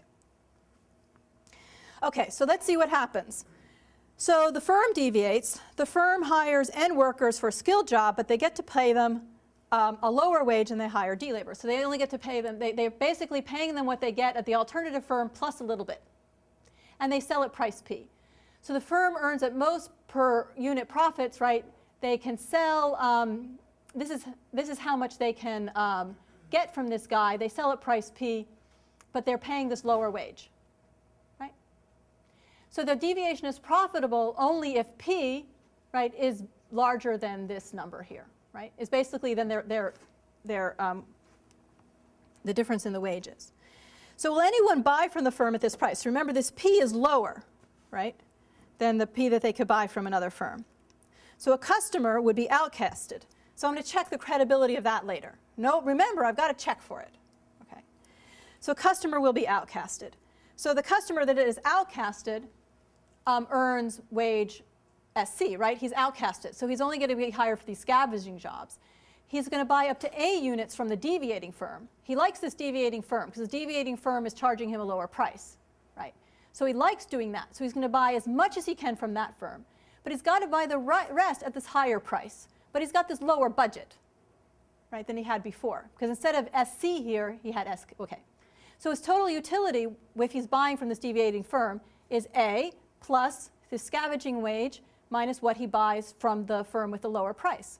So his total utility is at most, this is the most that this consumer can get by buying from the firm which deviates and offers him a lower price. Lower price is good, but then the guy's outcasted. Is he outcasted before he purchases? It all sort of happens at once. This is a sort of a pre-game theory model. This is what they call, it's like a I hate to use the word rational expectations when I'm talking about George, but it's kind of like a rational expectations model. Okay, so let's consider the consumer with the most incentive to buy from the deviating firm. It's the guy who is the end consumer, right? So this is the most he could, this is the most he could earn. I had that up there before. And he's not going to want to buy from the deviating firm. What I want to do is I want to compare what he got when he didn't buy from the deviating firm and what he gets when he does buy from the deviating firm. And the consumer will not want to buy from the deviating firm if A is sufficiently small. Okay? So the logic, what's going on here, is the consumer wants to buy a lot of different products. So it's not attractive to buy just from one low-price firm, but then lose all your friends. This is now elaborating from beyond the model. Lose all your friends, get outcasted, don't get invited to the ball, whatever it might be. Don't go to have tea with anyone. It's not worth it. Okay? Because I want to buy from many possible firms, so actually my budget matters. right? I want to have more, I want to be able to earn more money. Now, I do need to check that a consumer will indeed be outcasted, right? So now I've got to check the credibility of this punishment. So what's happening, remember, is this consumer is buying from this firm. The consumer is being outcasted and earning this lower wage. But let's think about that a second. This worker out there is now really cheap, right? This worker who's been outcasted is earning this really low wage because they're now this outcast person. So maybe a firm would want to hire them. Okay, so we're going to go through the same exercise. Right? Okay, is the punishment credible? We're going to consider a firm that hires O labor, right? So another firm says, well, there's this outcast person out there. Okay, what will happen? Well, maybe I can hire this O labor at this really low wage, so just a little bit above what they might be getting, and sell at price P. Going through the same exercise. The firm is putting this outcast labor, but in a skilled job, so it's, sort of getting a lot of productivity, right? And is able to charge a price slightly lower than everybody else and make money. Will anyone buy from this firm? Guess what we have to do? The same construction. We do it again, right? The consumer will be outcasted if they buy from the firm that hires the outcast labor. And we go through the same thing again, right? And we get a condition on A, another condition on A. All right? So no firm will have an incentive to break this caste code because no consumer will want to buy from a firm that breaks this caste code, right? Because the consumer is indeed credibly punished from buying from this firm that broke the caste code if A is sufficiently small.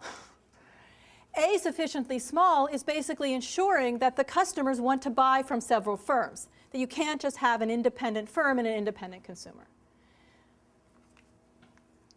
So the equilibrium is sustained by credible punishments, and we have a social norm.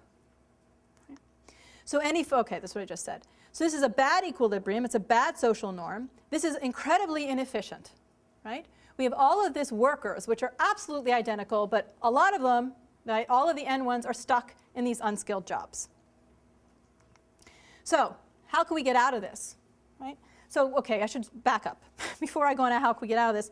This is, I think, so if you look at how the literature has gone from this, then you can imagine there's the game theory revolution within economics, and we now have a full theory of repeated games. This is a repeated game, and you just have this series of punishments, and a series of punishments can sustain anything in equilibrium. So the Folk theorem, you guys have all learned the Folk theorem, right? The Folk theorem, right, tells you that any outcome can be sustained in equilibrium, right? So even a really bad one. All right, so you could have a bad social norm. How can you get out of this? One possibility that you could get out of this is that there could be coordination. So we've looked at one single firm deviating. But what if sufficiently many firms violate the code all at the same time? Right? You can essentially create a sub-economy, and consumers can buy many products from the deviating firm. So you need a group to move together. Right? So there has to be a coordination to get out of this bad equilibrium. Another way to get out of this is a policy. Suppose that discriminatory hiring is now punished. Right? There's a fine, right, for putting workers of different types in different jobs. This creates a cost for following the code. Right? So following the code is now costly. So a firm would be more interested in not following the code. Okay? And so this is this model is very nice because it shows us sort of the structure that of how these social norms are created and sustained in equilibrium. It also gives us a sense of what can solve it. And indeed, if we look out there, we can see that some bad norms, bad social norms, indeed have ended through coordination and by policy. So some people will argue that the discrimination in the US South, a lot of employers were very happy, right, with the Civil Rights Act because they were stuck hiring workers, right, and putting them in inefficient positions. Okay. Yes? Just a very model related question. Maybe I'm wrong, but it seems to me that if I allow consumers to sell their goods, then the equilibrium breaks down for any alpha, as long as you want. And it seems to me that like in many of the societies where there is a caste system, there are also a lot of secondary markets, like the definition between buyers and sellers, like in markets in Africa or Asian communities, it's very difficult to establish. Like everybody could be a seller at some point and a buyer at another point. Boy, I'm not sure about secondary markets in this model. I'd have to think about it. Well, like buying huge amount of food, they don't need to consume. Yeah, but you've got money. You have to earn money too. The reason why consumers don't want to buy from a punishing firm is because they can't earn money. So the consumers themselves are punished for patronizing the firm with a lower price. So they've got a budget constraint because they have to work too. Yeah, So if we introduced a credit market and blah blah blah, but in the context of the model, the reason why the customer is not willing to buy from a firm that breaks the caste code is because the customer is going to have a lower wage. Right? The customer is punished. Yeah, no, that's why I was saying it's other related. I'm not sure it works. It seems to me that it would work, but it's an equation. Well, again, there's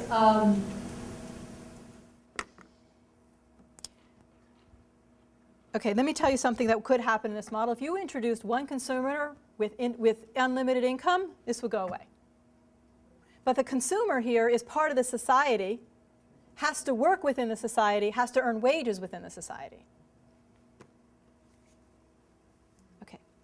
All right. So let's think about how we want to use our time. I started, I think, an hour and a half ago, almost exactly. That's about right. Now, I know what Jim would tell me to do. Just keep going.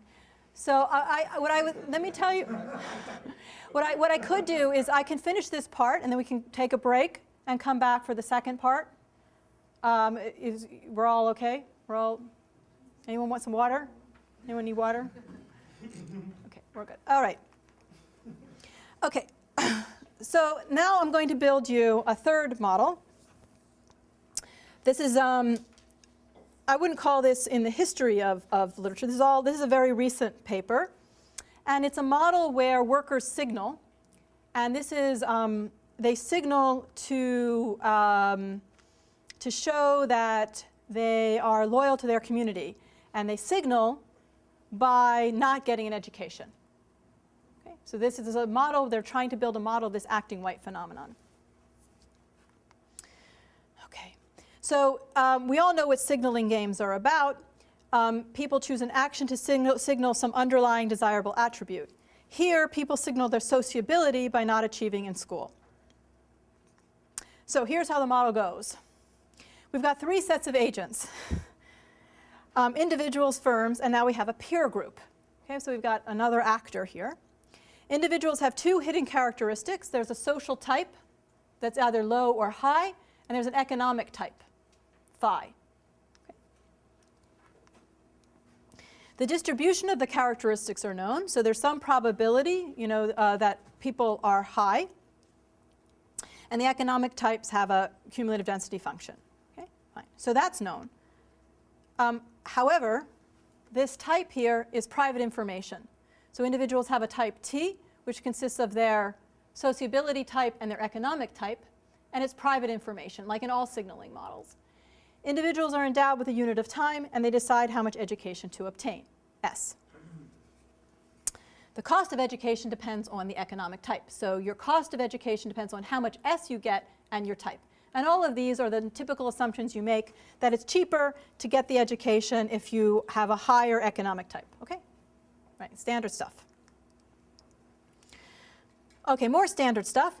The marginal product of a worker, from the point of view of a firm, is a function of education and phi. So here education is going to matter to the firm. The firm actually cares about the education per se, which is a little bit different than the Spence model you probably all learned in the first year. Okay, so it's just a little twist on that. Okay, and phi. Firms are competitive. They pay the expected marginal product, but the problem is that they can observe S, but they cannot observe phi. So the firms can observe the education level that workers have achieved, but they can't observe the underlying economic type. So pretty much the assumptions are almost standard for a Spence signaling model, except we've now add a second audience and a second motivation. The second motivation is the peer group. The peer group is interested in the sociability of the individual, and the individual wants to be accepted by the peer group. Okay? So we've added another actor to a Spence model. The peer group is actually only interested in accepting the high guys. Okay, so we'll just skip to that. The little notation, which is going to appear later, we're going to have this A equals 1 if an individual is accepted, and A equals 0 if the individual is not accepted. Okay? The individuals also want to be in the peer group. So the peer group wants high quality, high sociability individuals. The individual wants to be accepted into the peer group if they are highly sociable, okay? Because they have leisure time. Our workers actually do something when they're not at work. They hang out, and when they hang out, they get, this is what they do when they're, well, it's actually when they're not in school. They're hanging out, and their utility from leisure depends on whether they are a high or low type. Okay? We're going to make, when A equals 0, you're not accepted into the group, and so this whole thing disappears. And you get no value of leisure time. Okay? And so this is a worker's overall utility. You get a wage. This is your leisure time, right? And this is your cost of S.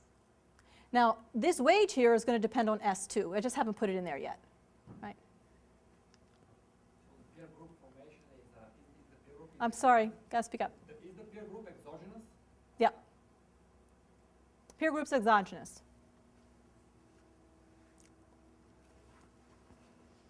Okay, everybody okay? Okay, so the peer group wants high sociability types. High sociability types want to be accepted by the peer group because they get higher utility from leisure time. Timeline. Let me put the timeline up. I'll find my timeline.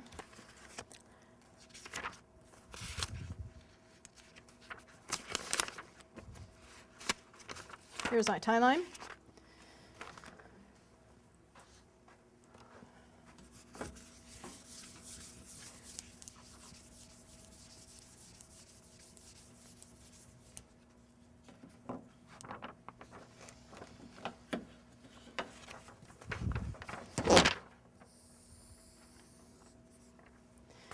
Okay, so what happens first? Individuals know their own type.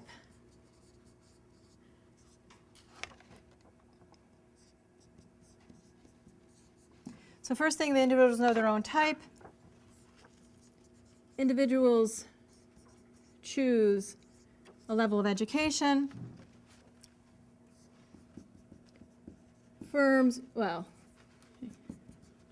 make wage offers.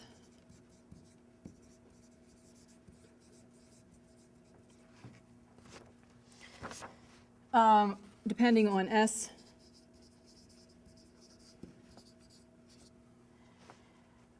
Peer group. What does a peer group do? The peer group accepts or rejects the worker depending on S as well.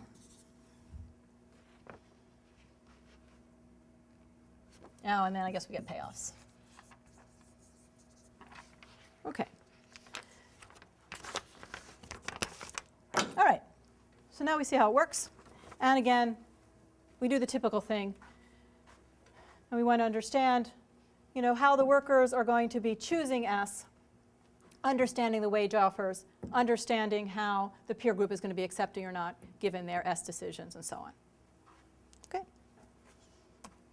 So we're looking here for sequential equilibrium because we've got this private information here.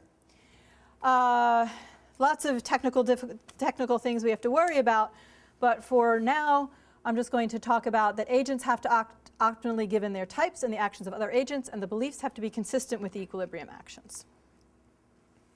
Okay.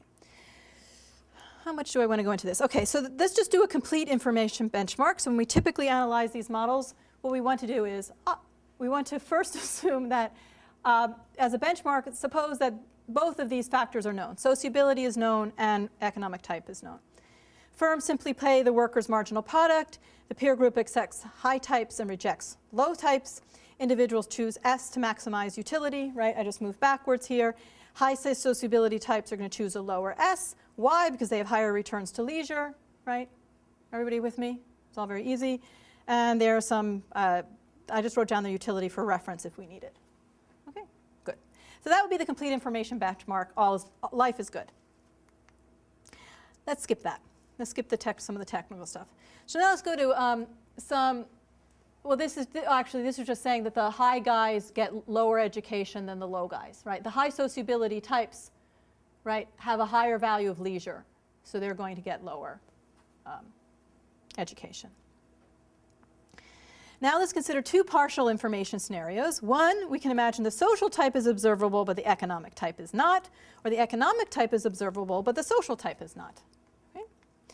And these are essentially single audience signaling problems. Okay? And then later we'll consider the two audience signaling problem, where both types are not observable. Okay, partial observation, case one. The social type is observable, but the economic type is not. Okay, type number one. The peer group, all they care about is high sociability types, so they accept only high sociability types, and the individuals use S to signal the economic types to firms, and we're done. It's just a Spence model, except now we've got these workers who are divided into people who are in the peer group versus people who are not. And the only thing we should really think that's sort of different than a signaling model typically is that now it is true that the it is true that the high sociability workers are going to be getting lower levels of education, right? Again, let me say it again. High sociability workers are going to be getting lower levels of education. So you think, well, why isn't the firm fooled by that? Well, remember, the firm can observe sociability. So they say, oh, you're a high sociability guy. I know why you're getting a lower level of education. But I still know that you actually have a high phi, so I'm going to pay you that much. Okay? That's how it works.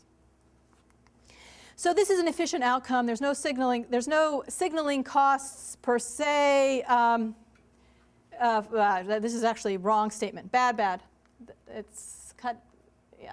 Okay, this is wrong. There are signaling costs, but signaling costs only coming from one audience. Okay. Now let's do the other case. The economic type is observable, but the social type is not. The firms are now paying according to S and W. Okay? So the firms can actually observe, right? They actually can observe phi, so they just pay them. And we're going to get a separating equilibrium where the low sociability guys say, well, forget the peer group, who cares? I'm just going to get the optimal S, right, and not worry about being accepted. And the high sociability guys, well, they actually like being the peer group, so they're going to adopt a higher level of S, right? And they get accepted. Simple. Okay? So you have this bifurcation of these on S. And the peer group, of course, rejects the people that are taking the low level of education, and they're accepting the people that undertake the high level of education, and everything works. And we have no signaling costs on the other side, only on one side. Good. All right. Now, let's have both economic types and social types not being observable. So obviously, this is the key case. Firms are going to pay according to S and the inferred phi that they're getting from S. The peer groups are also accepting or rejecting according to the sociability type, which they can only infer from S. And they're going to reject if S is greater than some threshold. Okay? So in all equilibria, worker strategies have the following form. The way the equilibria is going to work is that low sociability individuals are going to separate by phi. Okay? So they're going to adopt a level of education. The lowest economic type adopts the optimal level of education given that they're not going to be accepted. And then they separate up from that. So then up from that, you have the higher types have to do even higher in order so the low guys don't mimic them. So the low sociability types act as if they're in a Spence model. They don't care about this peer group. They just forget about it. The high sociability types, however, they have to distinguish themselves from the low from the low sociability types, and they do that by under investing in education. Okay? Because remember, now the firm can't tell who's who, so they can't use that information. And the only thing anybody has to go on is S. So the workers, actually, now I'm going to draw a picture. I think the way I can show you this best is with a picture. I'm going to show you the picture I have for this. This is the way that an equilibrium would look.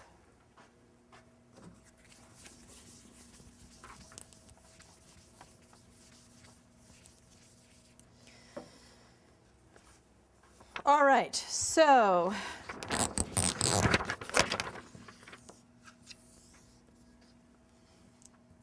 we've got S on this axis here and phi on this axis here. Here's a benchmark. So this is S star for the low productivity guy. Sorry, this is the low sociability guy. This is the low sociability guy who's got the lowest economic cost, and he doesn't care about being accepted by the peer group. Okay, this is what he gets. And then we have some schedule that goes up like that. This is all for the low sociability types. Okay, so that's what they do. Then the high guys, the high sociability types, what they end up doing is getting this low level of education up until this value here. Let's call this, these are the theta L's and the theta H's that are up there on the slide. And then these guys jump up and then follow here. So here we've got the high sociability, high phi guys, they're up here. And these are the high sociability, low phi guys. And here we're going to call this S hat, and the peer group accepts for S less than or equal to S hat, and the peer group rejects for S greater than S hat. And that's an equilibrium. Okay, so everyone see how it works? So the peer group say, okay, you know, if you've got S less than or equal to hat, I'm going to accept you. If you've got S bigger than that, I'm not. Right? So low productivity, the low phi guys, actually for them, it's better to be accepted in the peer group than not. So they're all going to be down here at this low education level. But for the high productivity guys, the high economic types, eventually it's not worth it for them to be accepted to the peer group. So what do? They jump up to this schedule. Okay? That's essentially how it works. Right? So we've got, it's completely due to information asymmetries. And here is the criticism. This could be the same for any community. There's nothing here which tells me that this is blacks and whites. So this is all supposed to be about acting whites, but absolutely nothing in the model has told me that these are blacks and whites. So it could be the same for any community. You should predict the same phenomenon for any ethnic or any racial group or any group of workers, right? Right? So there's nothing here. There's only one parameter that can be varied, and it's the value of being accepted or rejected. It's the value that a peer group has for accepting or rejecting an individual. That's it. It's the only variable that can be varied. So for example, if we wanted to compare a white community and a black community, that's the only thing we have. And it doesn't match, it doesn't map into any other criterion, any other measure we may have about these different communities. Okay, so this is a nice model. It's, again, very clearly spelled out. We can get a sense of how signaling can work. The question is, does it really get at acting white? Okay, because there's nothing here which tells me these are about blacks and whites. And there's nothing that tells me about this phenomenon of acting white per se. And nothing about all of these conversations that are in the press about acting white is in the model at all. Okay? But it's still a nice model. But it's not that implicit in the whatever is the peer group. I mean, is that important? So it could be. Well, why should blacks be more concerned about peer groups than whites? Why should blacks like hanging out more than whites like hanging out? They just want, I mean, it doesn't matter, but you just want to belong to your social group. So. Right, but the thing is that suppose you want to belong to a social group, right? Why should social groups have, yeah, people like to be in their social group, that's fine. So whites like to be in a social group too, in their social group. But it should be well. What? You quite possibly expect how much you like it to be wealth dependent. Maybe, but that should be in the model. So I'm quite willing to believe that there may be something to do with the community and the community benefit from something going on, but it's not in the model. That's all I want to say. At this point, there's nothing in the model that gets at things like this. That perhaps, for example, that poorer communities put a greater value on people being in the peer group. But then, suppose we were to do that, okay? In this model, the peer group does not care about how much money a worker makes. They don't care about that. All that they care about is the hanging out value. So if we want to introduce wealth, so the poorer people, want people to be in their peer group and it's more valuable to them, well, maybe they should also care about the members of their peer group being employed. But that is explicitly ruled out here. Yeah? Well, from what you're saying, and then you make the assumption that the sizes of the groups are even. Nope. But No, in fact, there's no group size in here. There's no two different groups. No, but not here. But in the reality, there is. Yeah. Yeah. So, for instance, in terms of in a community of immigrants, I mean, added to the value of hanging out is also the, let's say, like the fact of not the disappearance of the culture of the group is at question also. So there could be this value of accepting or rejecting an individual from the peer group, right? So that's a possibility. But what I want then, if that's the case, is that we want to build that into the model that there's something about, this is a hanging out model. It's not about the preservation of the culture, okay? So what we want to do is build into the model the value of the peer group, the value of the community per se. And here it's not sufficiently rich to get at that. And I would say I would want to build that into these models, into a model like this. So one can interpret it, what you're saying is that a pure social interaction model is not enough to qualify as an integrity model. As a what? As an integrity, identity model. No, well, first of all, an identity model is, I'm going to now add the identity. None of these models have been, quote unquote, an identity model yet. No, so I don't want to be too critical. All of these models highlight some features of this, what we call racial inequality or discrimination and so on. Do I think statistical discrimination is out there? Yes, right? I do think that's out there. Do I think that this repeated game stuff going on, that I talked about with, with Akerlof, is out there? Yeah, it's out there, right? Do I think signaling is going on? Yeah, I think signaling is going on too. I think that, but to get deeper, right, into what is sort of behind what these models don't have yet. What none of the models have yet is something that is inherently about a social norm per se, that is really about people understanding themselves as part of different groups. Nothing here has people being part of different groups. And understanding that there is, like you said, the value of the culture, for example. It's not here in these models. That's not to say that these models might not be getting at some aspects. Absolutely, it's all, I think these are in some sense complementary or perhaps in some sense competitive approaches. Okay, but these models are all missing something, and that's what I'm getting to next. Not to say that they're in value, but they are missing something. Everybody good on that? But it's not the case that this model is missing what the model is trying to explain. So this model is trying to explain the effect of the peer group, and then there is no peer group formation in the model. So Very good. what to explain is missing from the model. Okay. That's a little bit puzzling. I agree. Okay. Yeah. We should invite them next time. Well, you know, I can tell you what they'll say about my models, so it's okay. We're all friends. Okay, so let's quickly do this.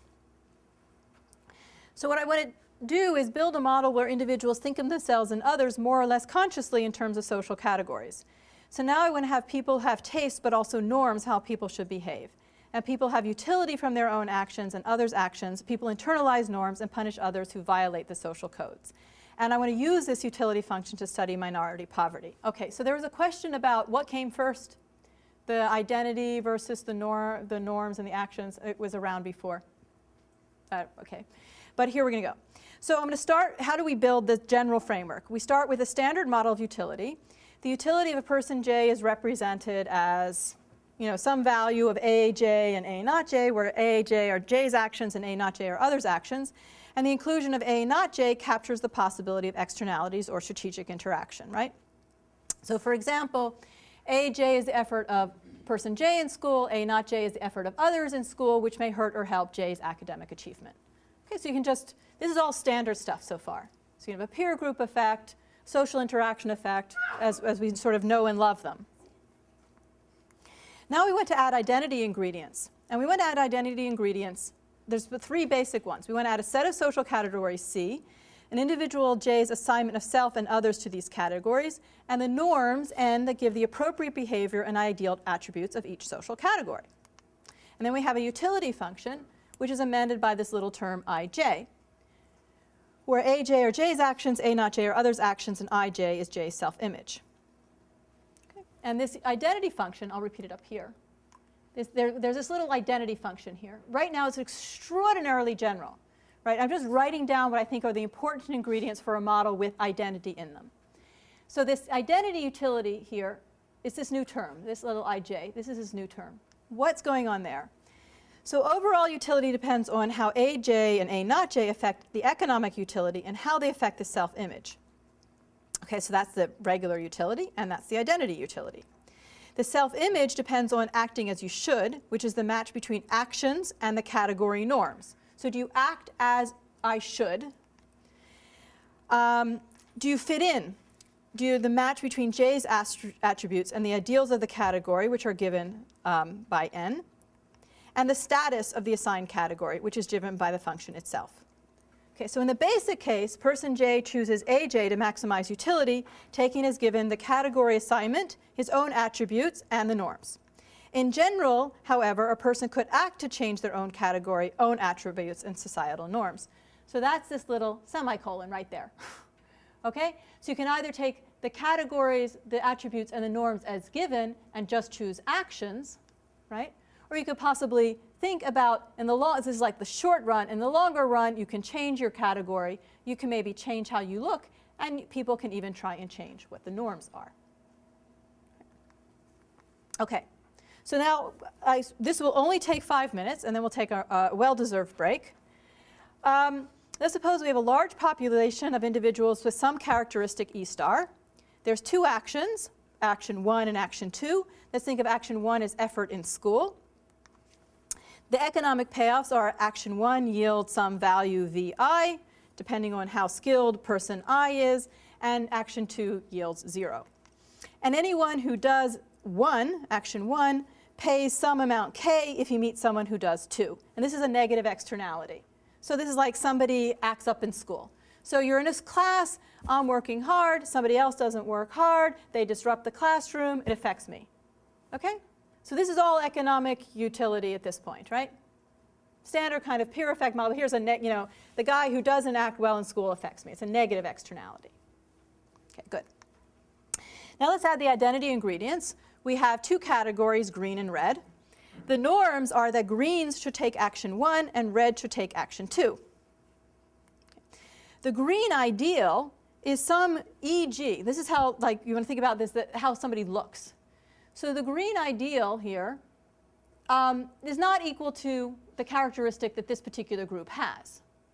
Okay, so there's this other green group out there that actually has this, right? Has this characteristic, But the people in my population that I'm worried about don't have this characteristic. So you can think about this as blacks and whites. We just call them greens and reds to make it more general, but it's silly. So this is a kind of social exclusion, right? The people who are green should look a particular way, and if you don't look that particular way, you know, you're not really going to fit in as being green. So it's a sort of social exclusion. Then we have these identity utilities. An individual I loses some amount R if he adopts the green identity. He does not fit in. He's trying to fit in, but he doesn't really fit, right? So he loses R. He's kind of rejected, right? He doesn't fit this ideal. Somebody who decides to be an R, however, loses some amount if he does 1, because he does not abide for the norms for an R. So this is an explicit acting white phenomenon, right? Somebody who is R, but then does something against the norms for an R, loses something personal about themselves. They don't feel good about what they've done. A G loses an IG0. This is an externality. This is like a punishment. Because R does not accept G's choice, right? So we've got a little bit of a conflict within this community here, our large population of individuals. The G's don't like what the R's are doing. The R's don't like what the G's are doing, right? This is all these conversations you see in the press about people being Uncle Toms and so on and so forth. So if you're people in this population, some decide to be green and some decide to be red. The greens don't like what the red's choice and the reds don't like the greens' choice. Okay, and so there's this loss here if they interact with one another. Okay? And so that's the opposite, right? The greens don't like the reds don't like the greens. Okay? So again, what you want to think about is you have some dominant group out there which is not modeled, but they influence what's going on here because to be green, you have to have this EG, right? But people in this group don't. Okay, is everybody clear? So now the question is, what's going to happen? So imagine there's some random matching. So individuals earn payoffs given their own identity and action and those of who they meet. And in the equilibrium, each individual is maximizing their payoffs given the choices of others in the population. So there's 4 options. A person could be a G1, right? Be green and do 1, be green and do 2, be R and do 1, be R and do 2. Got it? 4 different possibilities. And to make our lives easier, we're going to get rid of G1, G2 ever being valuable. Okay, so we just add some notation. G is the proportion of the population that adopts G1. P is the proportion of R's that adopt 1. So 1 minus G times P is the proportion of the population that does R1. 1 minus G, 1 minus P is the proportion of the population that adopts R2. Okay. So now what I want to look at is an equilibrium where people in this population are choosing their identity and choosing their action.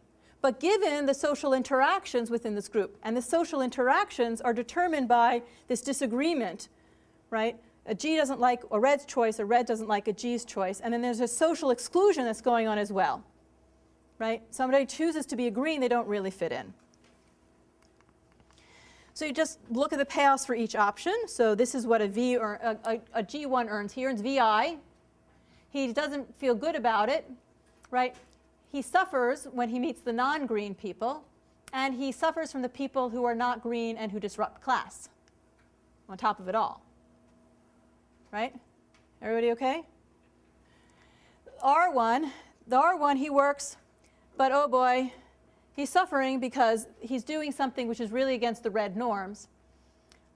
He's suffering too because the green people say you've made the wrong choice, and then he has to deal with the people who are disrupting class. And the R2, right, they don't work, right, but they have to deal with the greens. Okay. And so what you want to do is we're looking for equilibrium G's and equilibrium P's. So G's, where's the P? And the P's. We're looking for equilibrium G's and P's. So there's many possible equilibria, as you can imagine here, and they're going to depend on the values of these parameters, of these identity parameters. For example, there could be an equilibrium where all greens are, everyone's green. There could be some red, some green, and various values of P. And what we want to look for is conditions under which these different equilibria emerge. So for example, all green is an equilibrium if and only if R is sufficiently small. Right?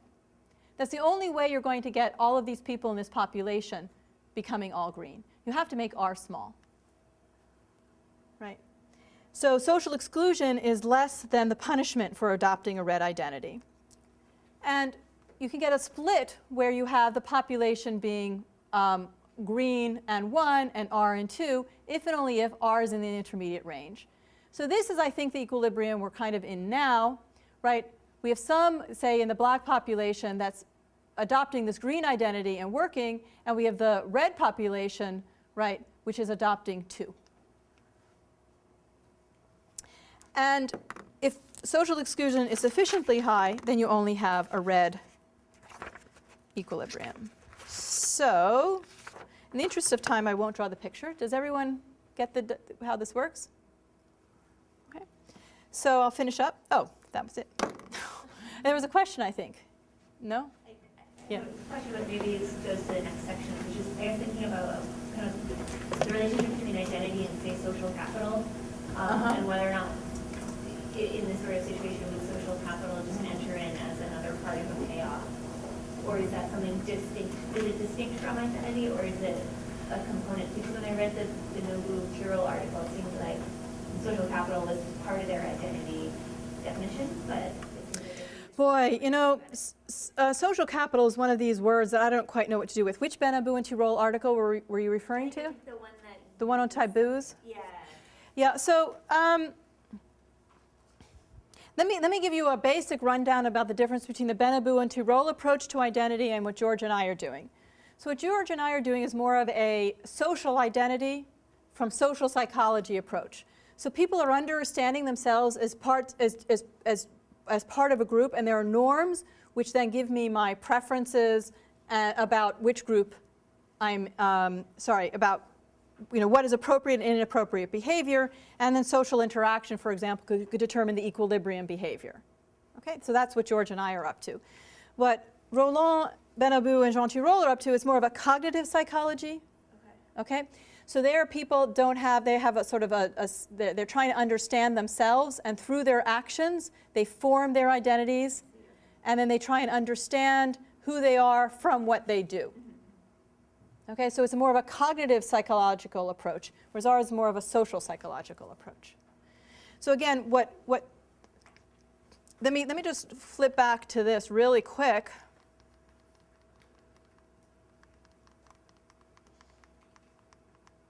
Okay, this is the basic point. This model up here. Sometimes I hesitate to call it a model. What I think I'd rather call it is a new conception of motivation. This is what's important about the identity approach, is that when you look at an economic environment, when you look at an economic situation, you have to do all of the economics you normally do. You should absolutely do all the economics you normally do, but then you also have to think, who are these people? What group do they belong to? What are the norms that govern their behavior? How do they think about what they do? Is it appropriate or inappropriate for them to act in certain ways? And those are the identity ingredients. And when you put the identity ingredients together with the economic ingredients, you may get these trade-offs, and then through the interaction, you can get equilibrium patterns. Okay. So why don't we take a break, and we'll resume at 4. That good? Okay, thanks very much for your attention. Thank you.